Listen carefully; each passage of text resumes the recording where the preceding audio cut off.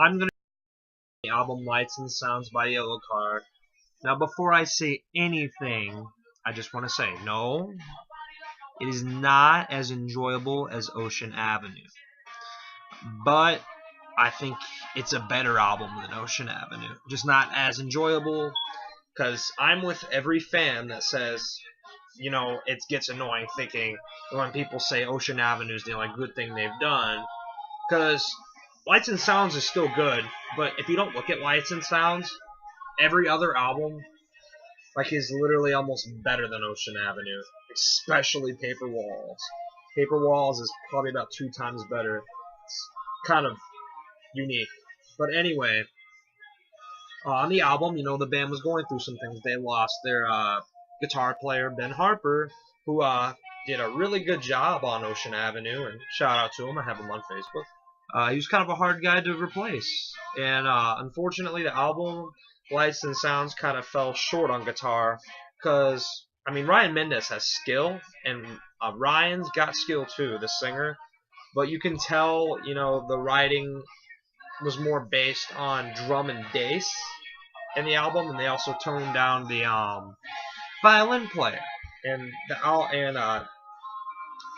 the singer's voice sounds really low because he was going through some vocal troubles. It's actually during the album cycle you can tell. Thing is, it doesn't sound like anybody singing bad though. It just sounds lower, which just brings a new element to the table. More of an alternative sound, which is what they were aiming for. But this album shows a band that was young who made Ocean Avenue, which was great. Got a lot of reception. But being young, it stressed them all, to follow up to that. And that is why the album didn't turn out bad. You could just tell they tried too hard. But I will always respect them for all the boundaries they pushed making this album, and I will always love this Yellowcard album. So, Lights and Sounds, used to love it, now I just like it. I only really like the chorus and the bridge, because if you think about it, it starts off with a kind of a cool a riff, but you don't really hear 2 guitar parts. That's another thing Yellowcard was good at, and most music of that kind of punchy, alternative, pop-punky spash music, like that fucking slap you back and forth type music, it has 2 guitars, and the song kind of falls short of that. But the chorus is a blow-away chorus. You'll love it at the chorus. The verses are still good. They just could have been better. The song has more potential than it was given. Still a great song, great verse, good meaning. It introduces the album very well, and it was a title track. It wasn't exactly them, trying to get... It was probably a song meant to be a star song on the album, which did good with the charts, but the rest of the album has no hint of them, trying so hard to be a mainstream band, because they tried a lot of new things. That's the only song that honestly is kind of hey, let's make sure this one gets on the radio. Only one, still a good song for what it is. Second song, Down on My Head. There's 2 singles on the album. Lights and Sounds and Rough Landing Holly. Both great songs. If they were to go with a 3rd single, which they should only try to push 3 singles off this album, Down on My Head. Right there.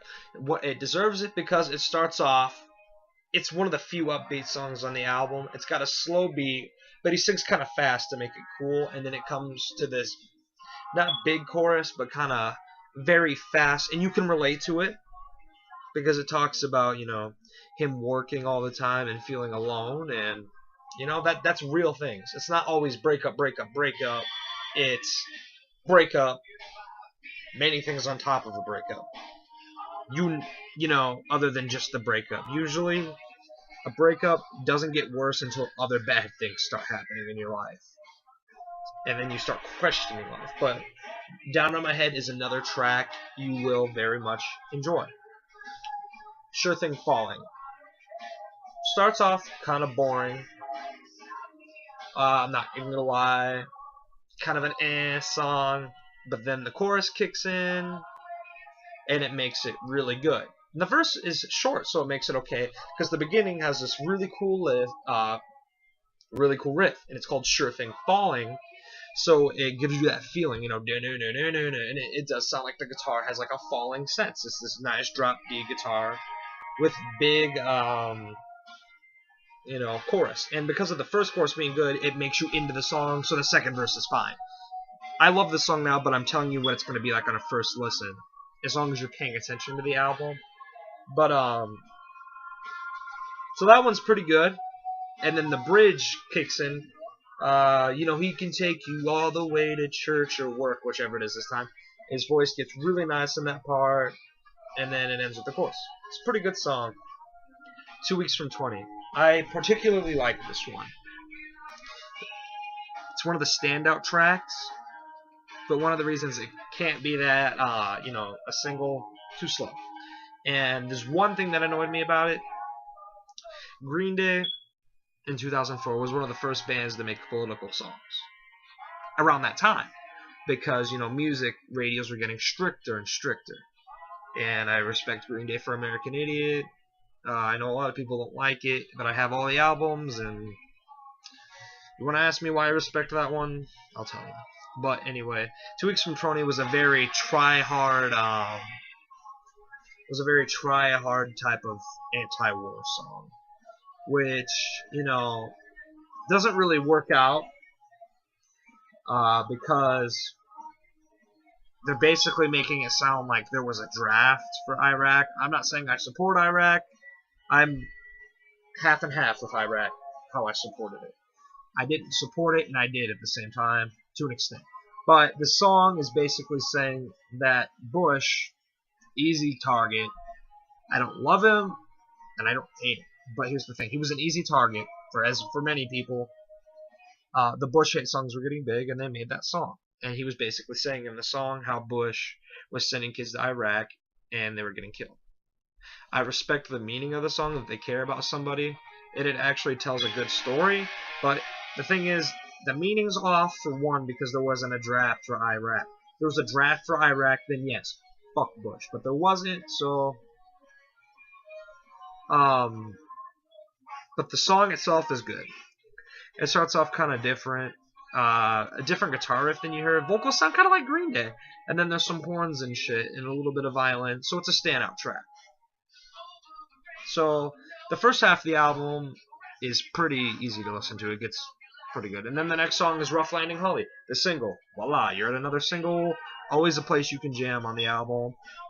I don't think it was a bad idea choosing it as the second single, because I know it failed as the second single, but it had more potential. The beginning starts off with him singing a little too low, which is good, and then this big chorus comes down, and then the let it goes a little off, but I kind of like the way it is. I kind of like how kind of raw the song is, and it's kind of soft and somber on the verses. It's just all in all a good song, and it works on the album.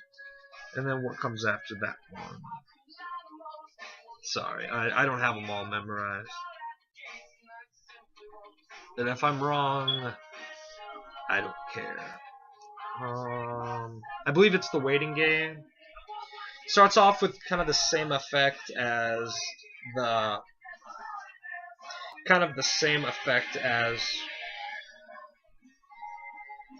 Sure Thing Falling. It's kind of controlled a little too much, but it's a little better for the verses.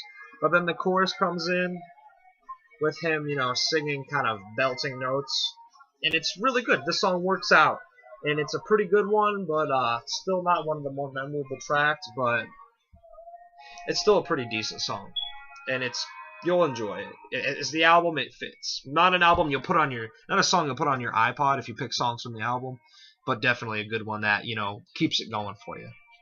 Martin Sheen or JFK, actually really like this one.